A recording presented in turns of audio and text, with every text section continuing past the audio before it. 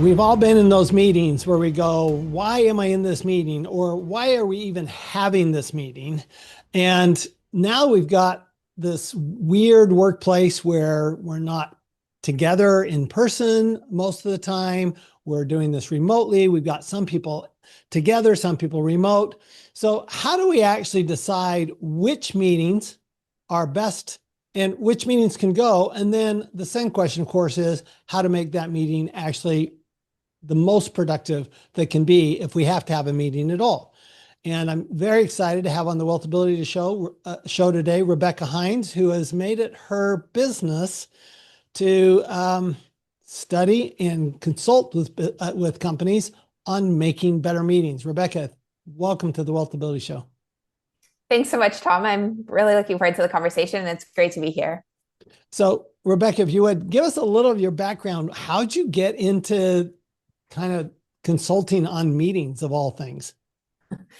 So I've always been fascinated by the science of how we work and how we form teams, how we lead organizations, how we design organizations. A lot of my academic career focused in organizational behavior. And when we think about our organizations, it's fascinating and frustrating that meetings are this activity we spend most of our time on, more than any other activity that we do in our organizations, and yet they're the most dysfunctional. And so from an organizational research perspective, it's both frustrating and fascinating. Why do we continue to cling to this practice that is highly dysfunctional, has remained largely unchanged for decades, and yet is so much of how we work? And I've been passionate about helping organizations rethink meetings, redesign meetings, fix their broken meetings, and turn meetings into something that actually gets work done. Okay, so I want to start with the real basics because I have a belief that it has to be a really good meeting to be better than no meeting at all. I think there's a lot, most of the time, there are more productive ways to get things done than in a meeting. Okay. So how do you decide whether something needs a meeting in the first place? Mm-hmm. So the premise of my book, Your Best Meeting Ever, is we need to treat meetings like a product. Meetings are the most important product in our entire organization. They're where decisions get made, priorities get set, culture gets built, and yet they're the most dysfunctional and the least optimized product in our entire organization. And so the first step is intentionality about how we design our meetings. And specifically in the book, I walk through what I call the 4D CEO test, essentially a two-part test to determine whether a meeting actually needs to exist. So part one of the test, the 4D test, a meeting should only exist if the purpose is to decide, debate, develop, or discuss. Anything outside of those 4Ds doesn't deserve to be a meeting. Now, even if the meeting passes that first test, it needs to pass the second CEO test. So the content either needs to be C, complex. So there needs to be enough ambiguity, unknown unknowns, where it makes sense and it's more efficient to work through synchronously in real time. So C, E, is it emotionally intense? Does it require managing emotions, reading emotions? You're delivering harsh feedback, getting, performance review feedback. Usually it requires a meeting because you need to read body language. It requires empathy, trust. And then O comes from the world of Amazon. Is it a one-way door decision? Meaning once we walk through the door, it's very difficult, if not impossible, to revert course and go back the other way. In those cases, probably getting together in a 15-minute meeting to ensure everyone's on the same page, given the risk and uncertainty involved, is a more productive outcome than leaving it to chance. So a lot of things don't pass that test. Status updates doesn't pass the 4D test. That's a perfect example. I was exactly thinking of that as you were talking about the 4D test. I'm going, so no status updates. You can do that in an email. It's an information exchange Right. mechanism, right? It's a status update. There's no reason why that should be in a meeting unless you're deciding something, you're discussing something that involves complexity, which is often not, by definition, a status update. Of course, the flip side of that is so many people decide to have conversations over email or a text where that makes no sense either. To have a conversation and trying to decide something in an email or a text. Rather, it seems to me like, well, let's just get together. I can't tell you. So I had a situation a while back with a client, and the client was asking some questions about we're determining what he was going to pay us for the coming year, right? We always set our invoice at the beginning of the year. And he had some questions about it. And I'm watching this exchange and I'm just going, can we just get on the phone? And literally we solved it in 5 minutes, right? Yeah. And we need meetings, we need these real-time interactions, but it needs to be strategic. And so another chapter in the book is all around systems thinking, right? Usually we think meetings are the problem. They're usually a symptom of a bigger problem, and that is a broken Oh, really? communication system. So when we don't have clarity in terms of what to use a meeting for, what to use email for, what to use a work management tool for, right? These all should have different purposes. And often when I go into organizations, you can ask 10 different people, what's the purpose of an email in this organization? What's the purpose of Dropbox? What's the purpose of all these tools? You'll get 8 or 10 different answers. And that's Right. the key problem at the root of so much of this, because we know human bias is to use a meeting to solve problems for a host of different reasons. We're going to use meetings for things that don't deserve them. So how do you go about establishing those things? I mean, because I think you bring up a bigger issue, not just the meetings, but when do you use an email? When do you, whatever it is, right? Whatever type of communication is, when do you do that? How do you even go about establishing those rules? So the first is establishing them and making them crystal clear for employees, documenting them very specifically. And this is something I've done a lot of work with remote first organizations, and this is something that they do really well. They're clear, have a document on your wiki where it's very clear what is the purpose of these different channels. If something is not urgent, where do you send it? If something requires some sort of coordination, if it involves a deadline or an action item, it shouldn't happen through email. It shouldn't happen through Slack. It should happen through a work management platform so that people are accountable. Which specific meeting tools do we use? Where do we think about permanent document storage in a Google Drive? And not only are the purposes of the tools listed and delineated, but also the norms around them. Don't tag the entire channel if you're doing this, Right. or here's when you want to direct message someone versus share it in a broader group. It's clearly delineated because employees don't have that clarity, especially in a world where they're using sometimes dozens, if not more, different communication tools at work.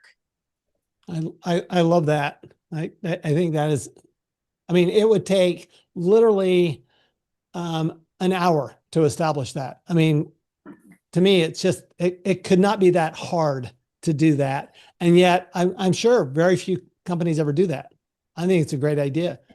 And Um, it's simple. The key we see in the research is what's hard about it is it needs to come from leadership. This is right, something that needs to come top down, and it's not something that employees can work out themselves because of right, the interdependencies. So we've done some fascinating experiments where leaders actually, or employees rather, want this clarity. yeah, Often leaders are resistant to standardization. Employees want this. They want this clarity. yeah. I mean, I get the reason to not want, you don't want to, you don't want to tie people's hands behind their back, right? But really, we're talking about just rules, right? Here's an example of when you would use a meeting. Here's an example when you use Mhm, email. Here's when you don't use a meeting. Here's when you don't use email. I think mhm. just establishing those parameters, that's what I think employees are looking for. Certainly what I'm looking Mm-hmm. for as the employer is Yeah. let's have parameters and we follow the parameters. I mean, for Mm-hmm. example, just in a simple communication, yesterday I'm looking at a research, somebody did some research for a client and the research memo, I'm going, no, this is not our format. You don't use use the format. There is a format for doing a research memo, and it's very specific. Use the format.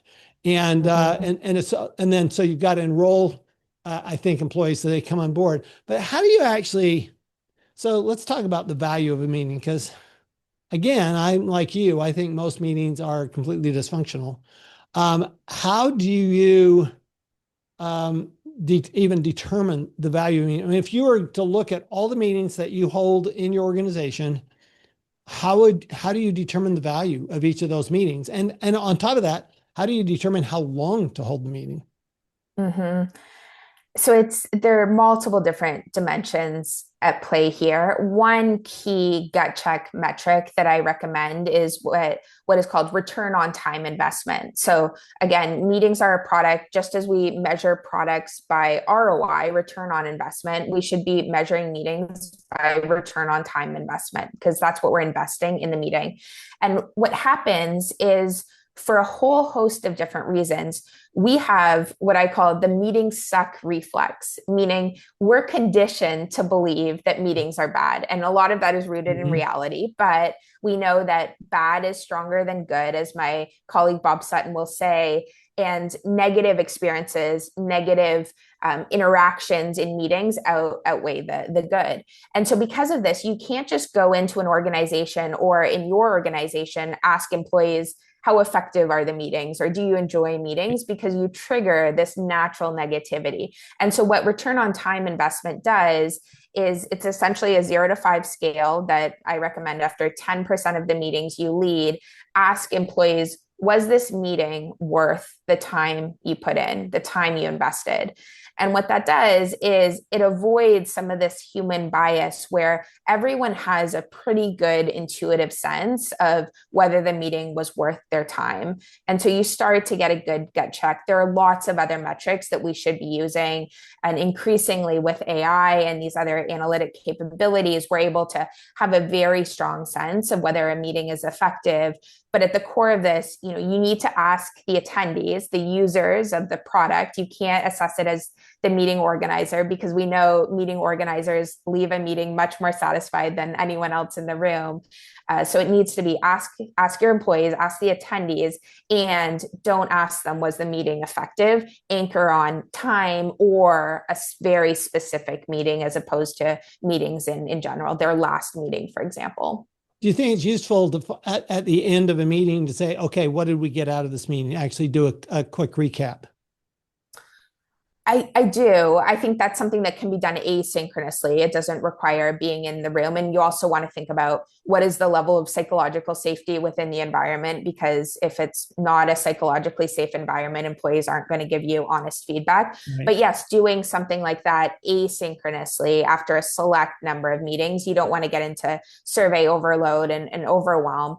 But absolutely, we should be soliciting feedback. What about meetings with customers and vendors? How do you assess that? It's a great question. So here is where the analytics start to play a bigger and bigger role. I think when you're in an environment where you can ask a customer or client for feedback on the meeting, I've seen that work very effectively when you have that relationship, but often you don't, especially in the early stages.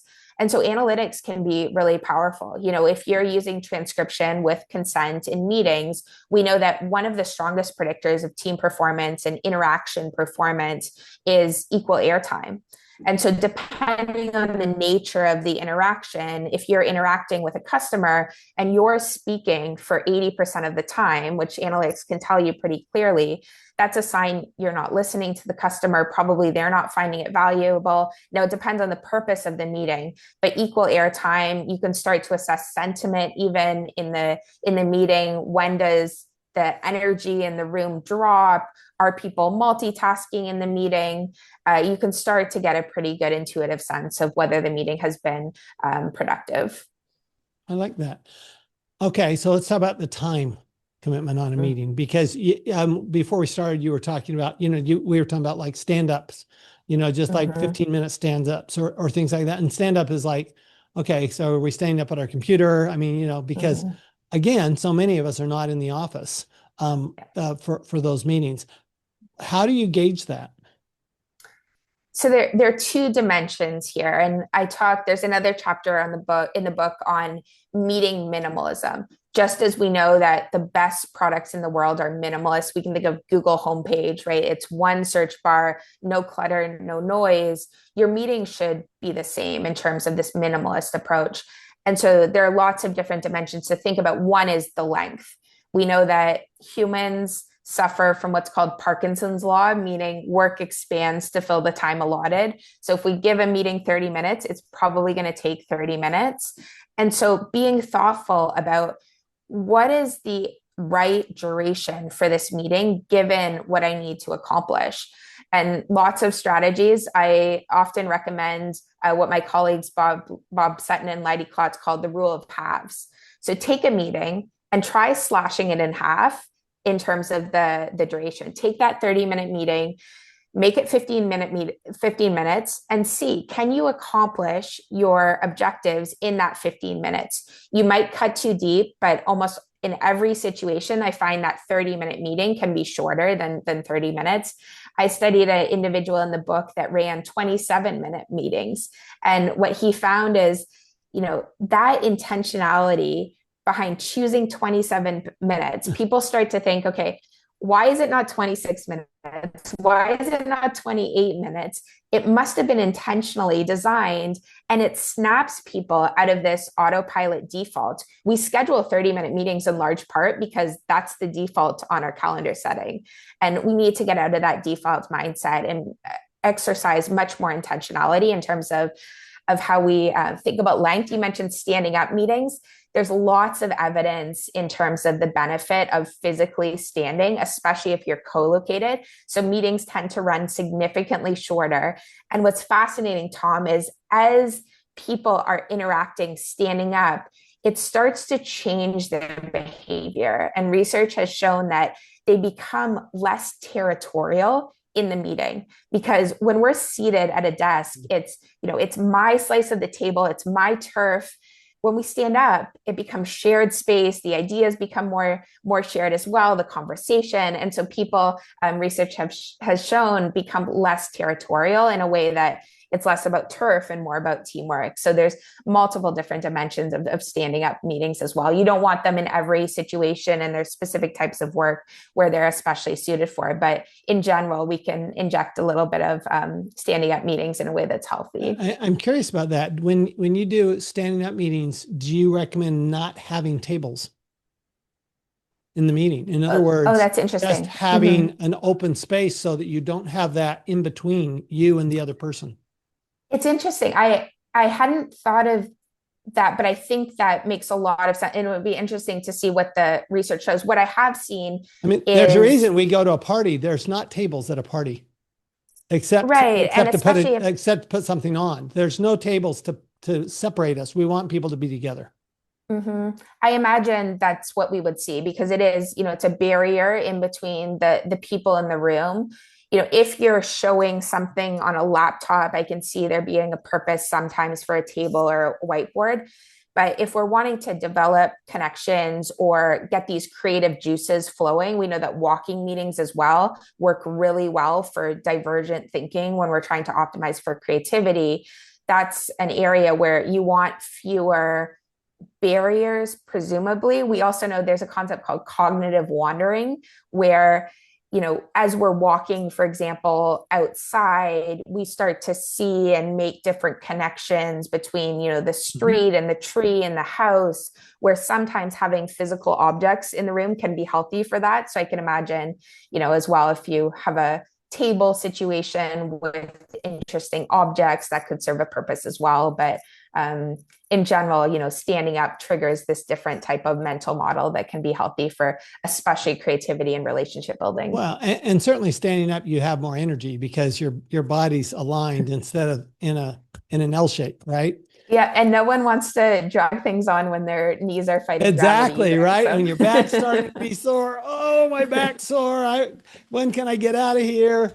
So I can see some definite benefits of that. You talk about meeting audits.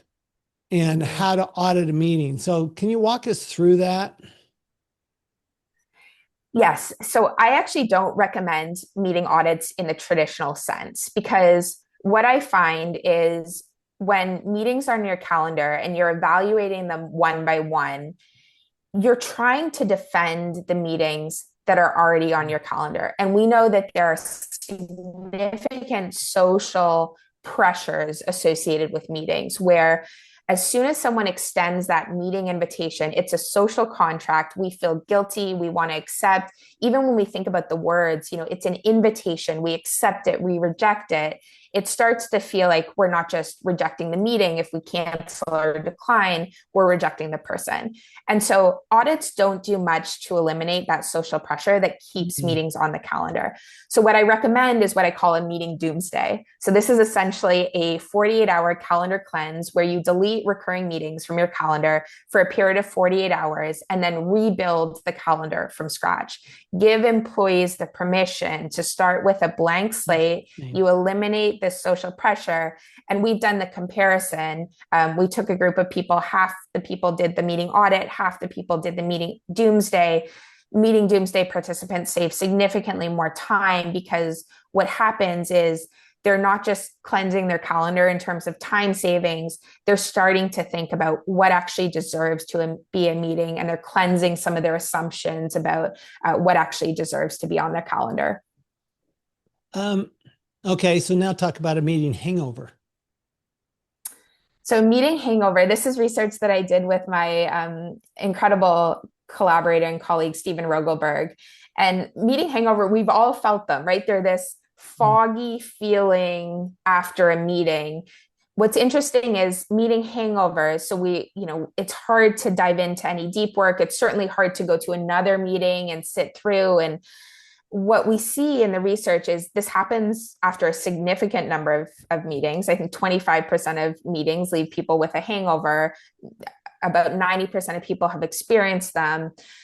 But what's interesting is they happen after good meetings and bad meetings, right? They're not just happening after the bad meetings. If a meeting is truly good and worth the time you invest, it should be taxing. And you Mhm. should leave, Should be not tired. necessarily immediately ready for the next meeting.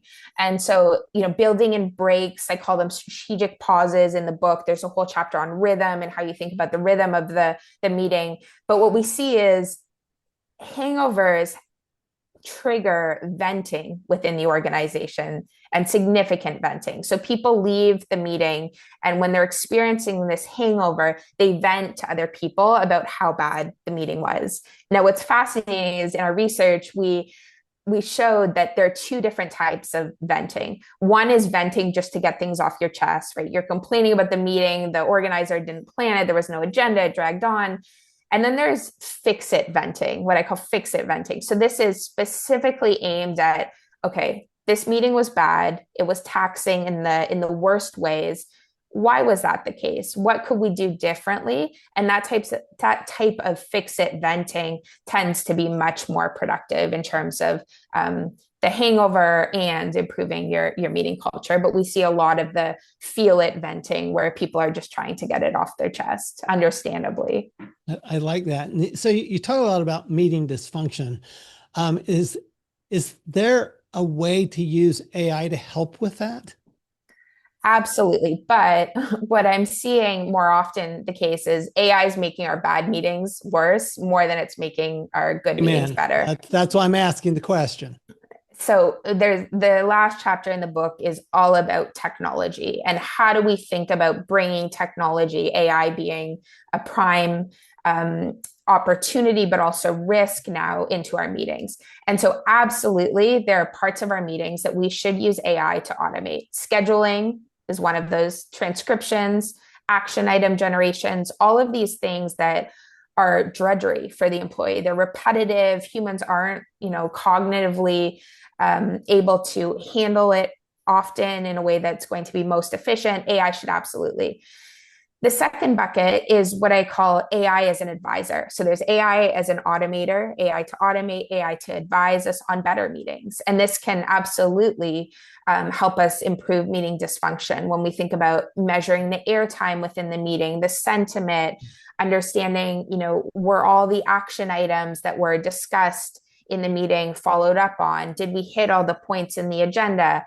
That's all, in almost all cases, that's a productive use of AI within meetings.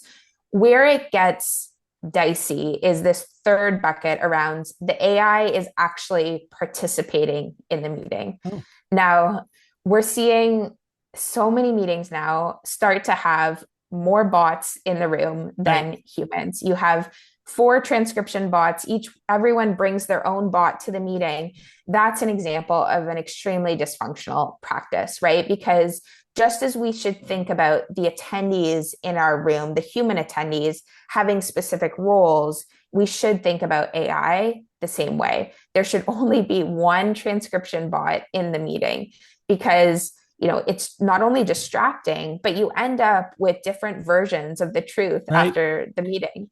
And so thinking about, intentionality, bringing AI as a transcription bot into meetings can be helpful, but not if, half the room is bots. And the other negative role in terms of participation is when people send their bot instead of showing up themselves. And I see this Oh, increasingly where really? CEOs are boasting about sending their bot to the meeting and not needing to show up themselves. And multiple, That to me sounds like a meeting that doesn't need to be held. I was just going to say, if you're feeling like you can send a bot to a Right. meeting, now there are select cases where this makes sense, but in general, that's a sign, it should be an email, it should be an update in your project tracker. It doesn't need to be a meeting. Now, there are really healthy participation roles for AI to play. One is around devil's advocate. There's research to show that having an AI contribute as a devil's advocate can be effective and leave people more satisfied with the outcome of the meeting. The other big one is as a moderator. So I've worked with many organizations where there are powerful leaders in the room that dominate the airtime. Having an objective AI flag when you're monologuing too long or when you're taking up most of the airtime in the meeting can be a healthy practice in a way that de-risks a junior employee saying that to a senior employee and trying to nudge them in a more objective way. I can see that. I may question the term objective AI. I'm not quite sure there is such thing as objective Yeah. AI. I think it always comes with biases. You're absolutely right. And when I say objective, I mean, the perception of it being objective and not Got it. being, threatening from the employee. Yeah, right. Absolutely. I get that. That makes sense. That makes Mhm. sense. So last question. How do you determine whether a meeting can be virtual or whether it needs to be in person? Yes. So I outlined several strategies in the book, and often you don't have a choice, which is the hard, difficult part of this. Often you're physically distributed and the meeting needs to be virtual. But in many cases, you do have some control. And especially if you're operating in a hybrid work environment, you have quite a bit of latitude to decide, okay, when are these meetings going to be in person versus virtual? A lot of it goes back to the CEO test, that second test. The more emotionally intense conversation is in particular, the more important it is to show up in person as a full human. The more complex, the same thing, the more you're aiming to build relationships. We know a lot of meetings, a lot happens in the small talk before the meetings. And if the meeting is scheduled around lunch, a lot of, in the follow-up lunch conversations where the more it's aimed at relationship building, emotionally intense conversations, the more important it is to happen in person. I like that. So the book is Your Best Meeting Ever. I love it. Like pretty great title because spot on. And our guest has been Rebecca Hinds. Rebecca, where can people go to find out more information about your work on best meetings? So Your Best Meeting Ever is available on Amazon and all your favorite bookstores. My website is rebeccahinds.com and I'm on LinkedIn as well. Awesome. Thank you very much, Rebecca. And, meetings are one of those things, like Rebecca says, it's a product. It's a product of your company, and it's an internal product, but it can be a very expensive product.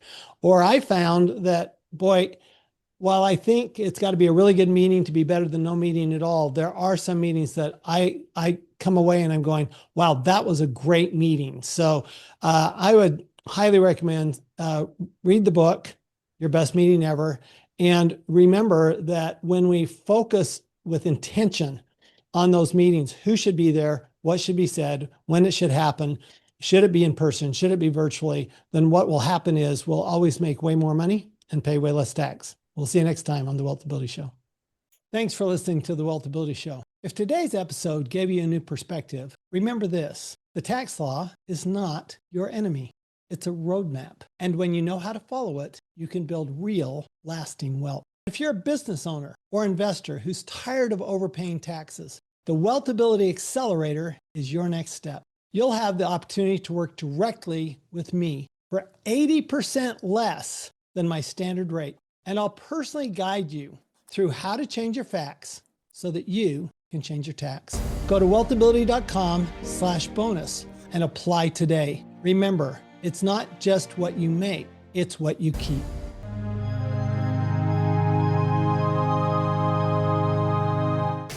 This podcast is a presentation of Rich Dad Media Network.